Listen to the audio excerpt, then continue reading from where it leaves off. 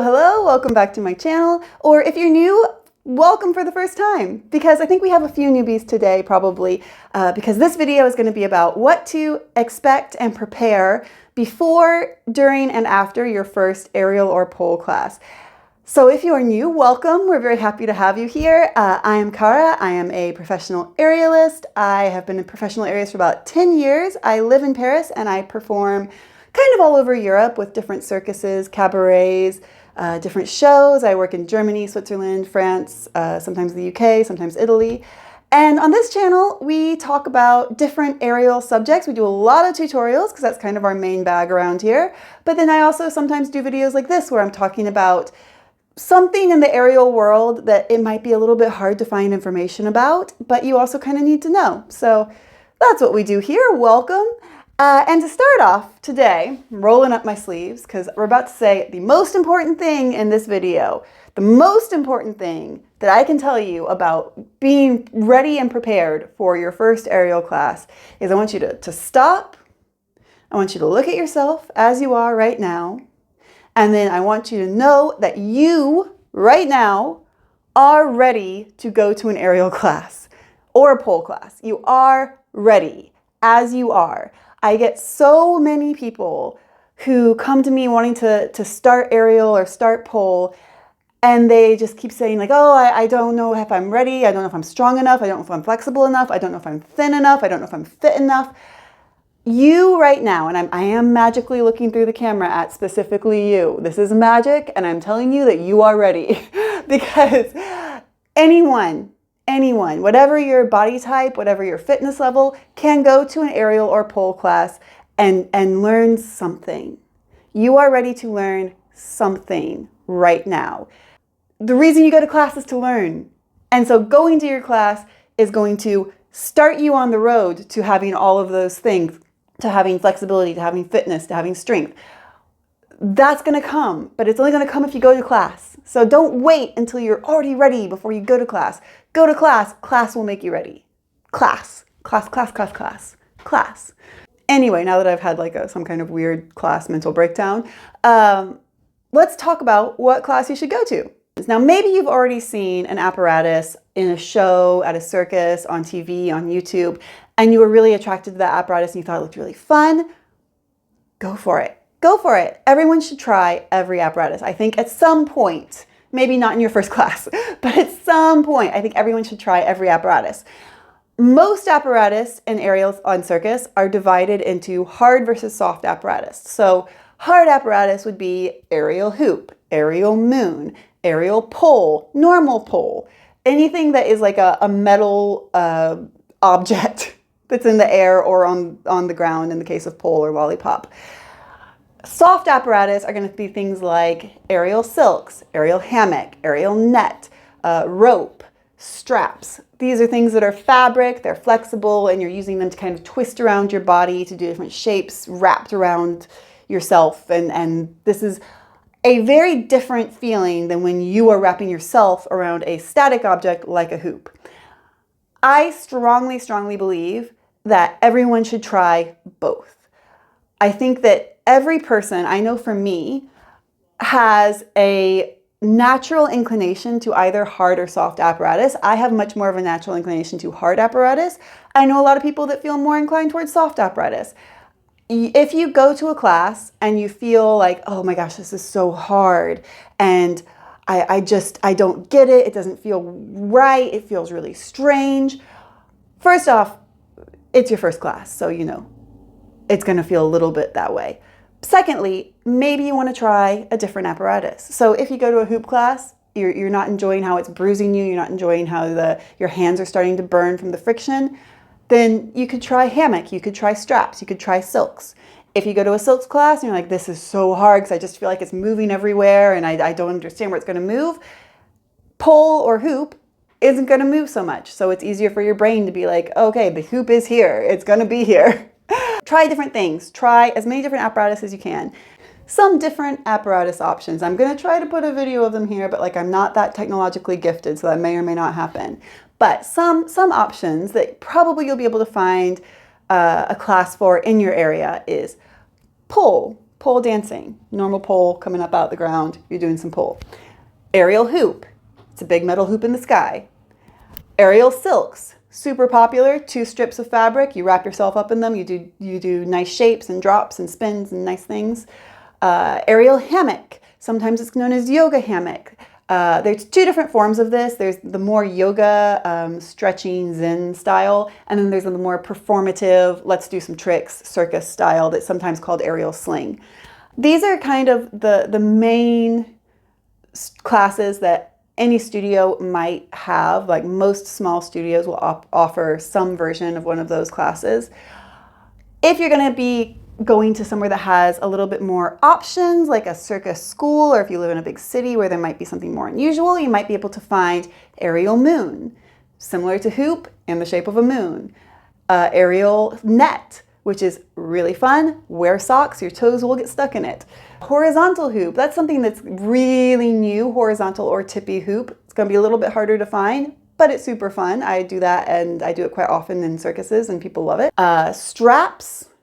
Straps can be a little bit more advanced. You might need a little bit more strength to do some of the shapes on straps, but again, you can still start whatever level you are right now. And flying pole or aerial pole. This is, again, like the pole, but you are in the air. It's kind of a combination of the 2 disciplines. So you've picked out which apparatus looks fun, looks like we want to try it. How do I find a studio? Google, my friends, Google. Also Instagram. It's now possible to find studios in so many places, even in smaller cities, even in like small towns. Sometimes there are aerial studios and pole studios popping up all over the place. I would say when you're choosing a studio, first, have a look and just, read the bios of the instructors, read the bio of the studio, and just do a little bit of due diligence. If it's people that have a lot of experience, you will be able to see that from the website. Maybe you live in a place that doesn't have a lot of studio options. Maybe you are trying to just find whatever you can. Fair enough. I realize that not all of us have a choice of studio, but if you live in a bigger city, then you might want to just do a little research to find, what has the classes that pertain most to your interest and what has kind of the vibe, because there can be a very different vibe in studios as well. Some studios, it's much more sporty, like circus technique, and we're training for circus, and it's really about the sport and the physicality of it. Some places, a lot of pole studios, for example, it's a little bit more about like feeling feminine and sexy and having that vibe, and the training is still good, but also there's a lot of emphasis on like bringing out your inner goddess and that kind of vibe. So have a look around, think about what the vibe of the studio is, think about what the credentials of the people running the studio are, and it will become clear. It will become clear. Also, look at the class schedule for any studio, because, for example, a lot of times people will look at pole studios and be like, oh, it's just a pole studio, they don't have aerial classes. But a lot of pole studios now do have an aerial hoop class once a week, or a aerial silks class or hammock class once a week. So even if the studio doesn't seem to be focused on your apparatus that you want to try, double check their schedule, or even send them an email and ask about it, just to see if they happen to have a class that's not on their main focus, but maybe is what you want to focus on. A lot of studios offer a free introduction class so that you can try aerial, you can try pole, and see if you like it for free. So ask them about that. They very well might have that. Many studios do this. Many studios also have class cards, which is actually like a cheaper way to buy a package of, for example, 10 classes or sometimes 4 or 5 classes. So if a class at your local studio costs $25, they might offer a 10 class card for $200. So you're actually saving $5. I think I did math right. Let's pretend that I did that math right. You'd be saving $5 per class. Maybe. But you'd be saving some money by buying a class card. So that's also a really good option if you're trying to do this on a budget. I've got some props now. So next up, a very important question. What should you wear to your first class? This is something that is really important because a lot of your experience is going to depend on being comfortable and wearing something that is practical for what you're doing. So if you're going to an aerial class, this is what I wear. I wear, first off, leggings. You want to have a legging that's kind of reasonably thick. So like a really thin sheer legging is going to just expose you a little bit more to getting bruised. It's going to be fine. It's not going to like hurt you, but you're going to be more comfortable if you have a thicker legging. I also really like a high-waisted legging. I'll put these on in a second so you guys can see what I'm talking about. Then you need a sports bra. If you're a person with boobs, with the breastises. And some kind of top or shirt, preferably long sleeve. Again, I'm going to put this on in a second and show you guys what I'm talking about. In fact, I'll do that now. Let's go do that.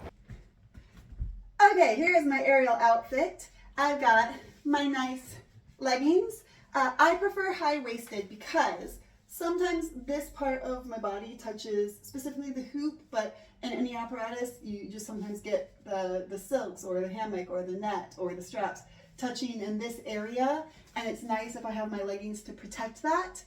You could also have a longer top. This is just the one that I had at hand today, but if you have a longer top, that's going to help protect that area. I like to have the long sleeves because if I'm doing something with my elbows, doing an elbow hang, something similar like that, or a lot of moves kind of hit here, that protects that. And then I like to have just kind of a full coverage.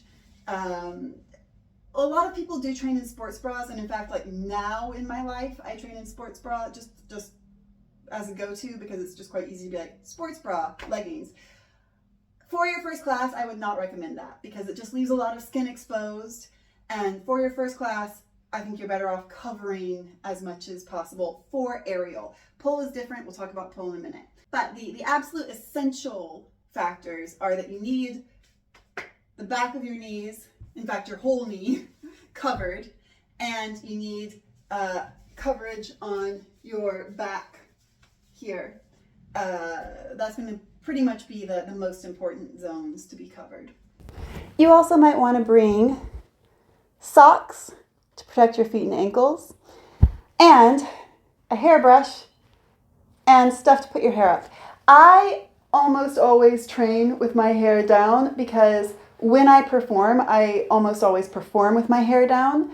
But if you are new and if you're trying to adjust to all the things that are happening in class, all the new information, being used to being upside down, being used to moving in the air, having your hair down and in your face is going to be just one more thing you're going to have to adjust to. So I would strongly recommend, if you have long hair, wear your hair up, at least for your first classes, because it's just going to take away one complicating factor from the whole situation.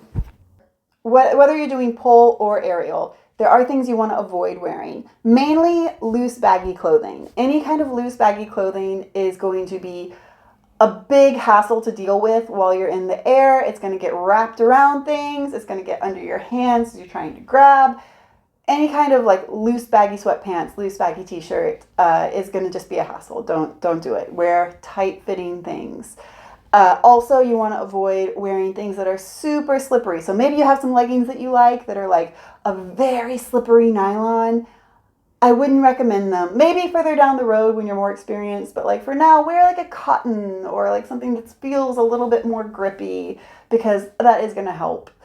Now, if you're doing a pole class, this is a little bit different because with pole, a lot of times you're using the friction of your skin against the pole to stay on the pole. So you do really need to wear something a little bit more skimpy. I would suggest a sports bra and shorts. I think that usually gives you enough skin exposed to do all the things you need to do in a beginner class on pole. It can be a little bit, scary. You're walking into a new situation. You're going to be somewhat naked, but everyone else there is going to be in the same situation. The beauty of a beginner class is you're in a class with other beginners. So you're all in the same boat and it is what it is. And maybe you're all feeling a little bit insecure together, but it's going to be fine. You're all doing it together. It's going to be good. It's going to be good. Another thing you might want to bring, especially if you're doing an aerial class, is to bring a little bit of mint, something mint, like some breath mints or something that's minty tasting, even some fresh mint leaves, or a little bit of ginger. Because Sometimes when we're spinning, especially if you're not used to it, it can make us start to feel a little bit weird and you're moving around the air. If you start to feel a little bit sick, chewing on some mint or on some ginger can often help that. The other pro tip for this is my favorite pro tip because it's so weird, but it totally works, is doing this. So if you get on the hoop, it's spinning a little bit more than you're comfortable with. Mostly in beginner classes, we don't really work with spin, but obviously because you're hanging in the air, it's going to move somewhat. Get down on the floor, do this, look right through your hand, and I swear it will make you feel better. I don't know why, but it works. I have some notes here of stuff that I want to talk about, and I've just written Met. What is Met? Why do I want to bring it to an aerial class? Why did I write Met? Oh, Met. Mat. It was mat. You might want to bring a yoga mat. If you have a yoga mat that you like, almost any studio is going to have yoga mats for you to stretch and warm up on, but it never hurts to bring your own. You can use it over one of the studio's ones to have like a double softness and really like feel cushy and luxurious. And you know, it's sometimes nice to have your own. So if you wanted to, you could bring a yoga mat. Moving forward, you went to a studio, congratulations. You did a class, congratulations. And now you're on your way home. There's still something you should do because probably your body is not used to this type of workout. We use a lot of muscles in aerial and pole that are just kind of not used in daily life. So first thing you want to do before you leave the studio, just do a little light, easy, kind stretching to release your muscles. It will help you not be sore. The other thing you might want to do is use some arnica cream because that helps with bruising. So for example, if you did an aerial hoop class and you've got some bruises on the backs of your knees, or you just feel that there was something that was touching the hoop or touching the pole that might be a little bit bruised, put some arnica gel on it and it will help your bruises be still existent, but like less intense. If you're feeling like you stretched a lot and you really had a good workout, you might also want to take an ibuprofen just because that helps like muscle relaxing and it helps you be less sore the next day. I don't really believe in like taking medicine for no reason. If you're just really feeling though that you might be super sore tomorrow, that you're feeling like you really pushed your body, an ibuprofen could help. Let's flash forward to tomorrow, the day after your class. You are going to be bruised. You are going to be bruised. That's just how life is. You are going to be bruised. Prepare thyself. You will be bruised. Think of them as like a badge of honor because you did something that was pretty cool. And if you're bruised, you probably like pushed to do it well. So good job and cherish your bruises. While we're here, the day after your aerial class, let's say that you really enjoyed your aerial class. You really want to continue. You want to get good. You want to build your skills. And you want to continue down your aerial path. How often should you go to aerial classes? This is a question that people ask me a lot, and it does depend on a lot of factors, including like how often you can afford to pay for classes, how often your studio offers classes, how much free time you have between work and home life to go to classes. If possible, I strongly encourage doing class 2 to 3 times a week when you're a beginner. I think if you do less than that, it's going to be a little harder to advance as quickly as you want to. If you can only go once a week, or if you can go only once every couple of weeks, there are things you can do at home, like conditioning. I've got conditioning at home videos on this channel that you can use for free. And stretching, same thing, got those videos on here. So if you are limited in how often you can go to an aerial class, try to find other ways you can continue making your body aerial ready, even if you're not in an aerial class. And if you want to go more than 2 or 3 times a week, it's going to be hard, it's gonna hurt, but also it's going to make you get better faster. So that is the trade-off that we have. Anyway, I hope this video answered some of your questions. If you have other questions, then write a comment or send me a little message on Instagram. My Instagram is in the description of this video here, so you can find it. And I think that's about it for today, but I need to run because I'm actually teaching an aerial class in like an hour. So I have to go, and I will see you guys next time.